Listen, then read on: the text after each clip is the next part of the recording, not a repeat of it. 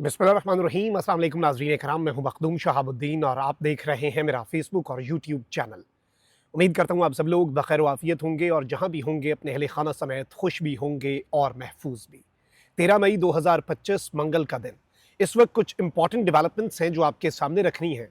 भारत की तैयारियों से और नरेंद्र मोदी की बातों से ये लग नहीं रहा कि भारत सीज़ फायर की पासदारी करेगा, बल्कि यूं लग रहा है कि भारत कुछ बहुत बड़ी मंसूबा साजी कर रहा है।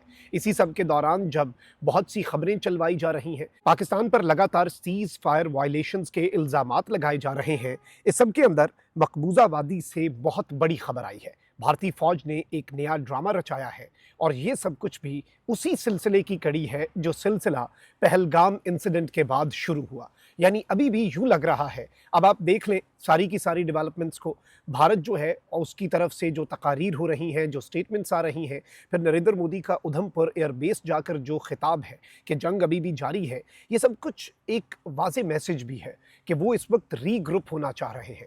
इस सारी की सारी सिचुएशन में इस वक्त एक जानिब ये सब कुछ हो रहा है, तो वहीं दूसरी जानिब लाहौर एयरपोर्ट पर एक ड्रोन इंटरसेप्ट किया गया है। उस ड्रोन का सिस्टम जाम करके उसे उतारा गया है और उस ड्रोन के हवाले से जो तफसीलात हैं वो भी तशवीशनाक हैं। कन्फर्म्ड रिपोर्ट्स आपके सामने रखते हैं। सबसे पहले नाज़रीन इकराम आपको ये बता दें कि इस वक्त चीज़ें जो हैं पाकिस्तान के एंड पे वो नॉर्मलाइज होना शुरू हो चुकी हैं।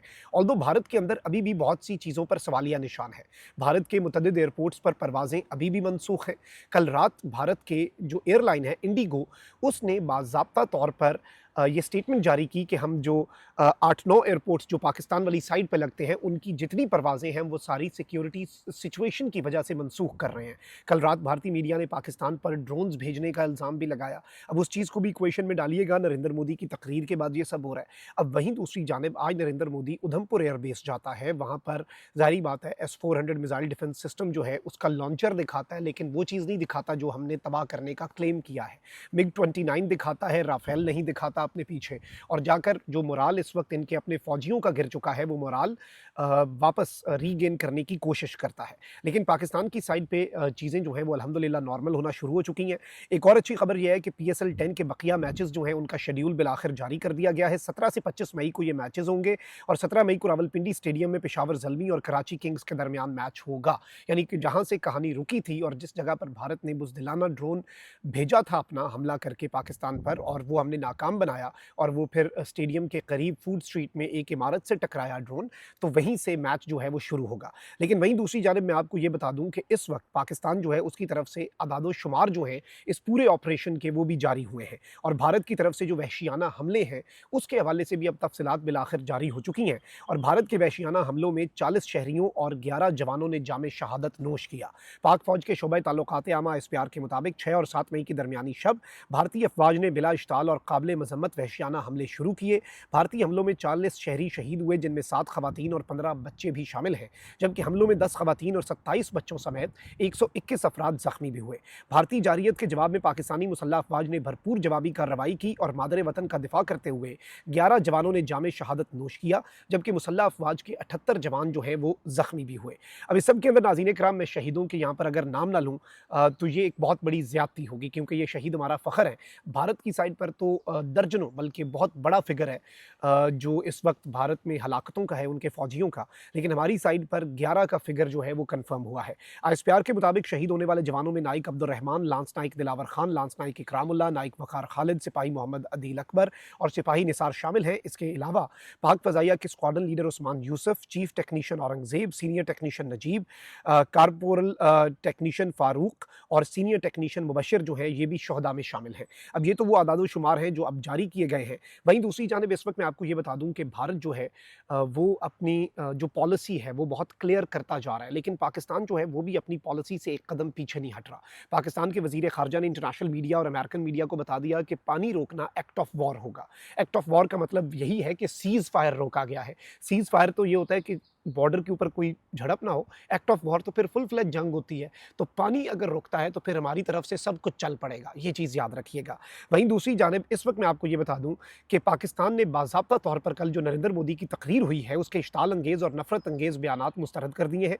पाकिस्तान के तर्जुमान दफ्तर खारजा ने कहा कि पाकिस्तान मोदी के इश्ताल अंगेज़ और नफरत अंगेज़ बयानात मुकम्मल तौर पर मुस्तरद करता है। दुनिया खित्ते में अमन और इस्तेहकाम के लिए कोशिशें कर रही है और ऐसे वक्त में ये बयान गलत मालूमात और सियासी मफाद परस्ती पर मबनी खतरनाक इकदाम है। वहीं दूसरी जानब कहा गया कि पाकिस्तान अपने हुकूक की हिफाजत के लिए और सिंध तास मुआहदे की हिफाजत के लिए ज़रूरी इकदाम करेगा, ये चीज़ आप याद रखिएगा।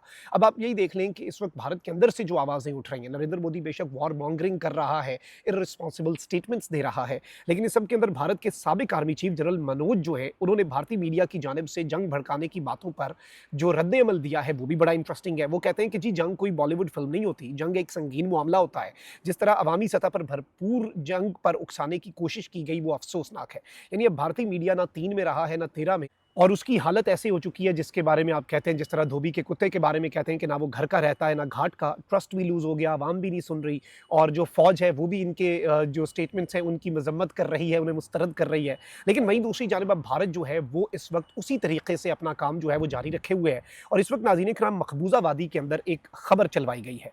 खबर नाज़रीन इकराम ये है कि भारत जो है उसकी फ़ौज ने ये क्लेम किया है कि हमने 3 जो दहशतगर्द हैं, 3 मिलिटेंट्स जो हैं, और आप ये याद रखिएगा कि भारत का ये मौक़िफ़ रहा है कि मिलिटेंसी जो है वो पाकिस्तान की साइड से आती है और जो दहशतगर्दी है भारत की मकबूजा वादी के अंदर वो पाकिस्तान करवाता है। ये इंडिया का पहले से मौक़िफ़ रहा है। अब ये कह रहे हैं एक तरफ तो इन्होंने पहलगाम इंसिडेंट के जो लोग थे उसमें मुलविस, उन्हें ये पकड़ने में अभी तक नाकाम है। अब ये मकबूजा वादी के अंदर बैनर्स लगा रहे हैं, 10-10, 20-20 लाख रुपया इनाम रख रहे हैं इन्फॉर्मेशन पे, उसमें तो ये नाकाम है। लेकिन अब इसमें कुछ इम्कानात हैं। देखिए पाकिस्तान इस हवाले से कह चुका है कि बहुत से ऐसे माहीगीर या मासूम पाकिस्तानी जो इनकी तहवील में हैं, जो अनडॉक्यूमेंटेड हैं, ये उन्हें भी इस तरह से फॉल्स फ्लैग करके और पुलिस मुकाबलों में या फ़ौज के साथ मुकाबलों में मार के दहशतगर्द साबित कर सकते हैं। और ये वही बात करेंगे कि ये जी बॉर्डर पार से इनकी सरपरस्ती हो रही है, ये हो रहा है, वो हो रहा है। कुछ लोगों के स्टेटमेंट्स जो हैं वो ये जारी करवा सकते हैं और ये खतरा अभी भी मौजूद है। और इसी सब के अंदर अब खबर आई है कि India's military says it killed 3 militants in a gun fight in disputed Kashmir. अच्छा, बाय द वे इंटरेस्टिंगली अब वॉशिंगटन पोस्ट से लेकर सारे इंटरनेशनल मीडिया आउटलेट्स वापस कश्मीर मकबूजा वादी जो है उसे डिस्प्यूटेड टेरिटरी कहना शुरू हो चुके हैं और ये एक बहुत बड़ी पाकिस्तान की सिफारती फतह है। जो मैंने अभी खबर भी पढ़ी है वॉशिंगटन पोस्ट की है, लेकिन भारतीय फौज का जो मौक़िफ़ है ये बड़ा इंपॉर्टेंट है और इस ऑपरेशन का नाम जो है वो भी इन्होंने रख दिया है। ये ऑपरेशन है ऑपरेशन किलर 3। अब ये क्लेम क्या है, ये लश्कर के कह रहे हैं कि इनका ताल्लुक लश्कर से और ये लश्कर के वाले से कहते हैं कि वो पाकिस्तान से ऑपरेट होता है। ये एनकाउंटर हुआ है आर्मी के साथ मकबूजा वादी के शुपैया में और ये इनका क्लेम है। तो ये एक तशवीशनाक चीज़ है, इसे हम इग्नोर नहीं कर सकते और इनकी जो चीज़ें एक्यूमुलेट होती जा रही हैं आहिस्ता-आहिस्ता, अगर उन्हें भी हम एक इस इक्वेशन में डालें तो हमारे सामने पूरा मंजरनामा वाज़ेह हो जाता है।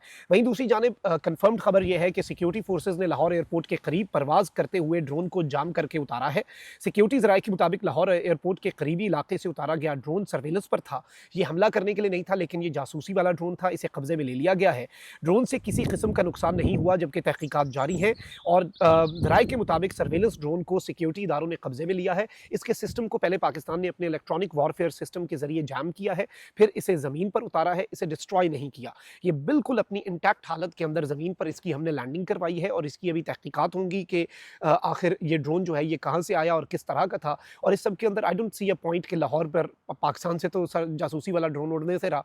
तो ये एक तशवीशनाक चीज़ है कि भारत एक तरफ पाकिस्तान पर कह रहा है कि आप देखें कि जिस तरह से चीज़ें कर रहा है और भारत जो है वो पाकिस्तान के ऊपर जो मामलात कर रहा है और पाकिस्तान पर लगातार इल्ज़ामात लगा रहा है।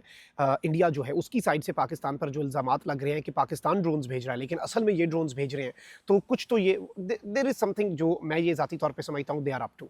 और लेट्स सी चीज़ें किस तरफ को जाती हैं, लेकिन ये तशवीशनाक मामला था जो आपके सामने रखना ज़रूरी था। अपना बहुत ख्याल रखिए। अल्लाह निगहबान। पाकिस्तान ज़िंदाबाद।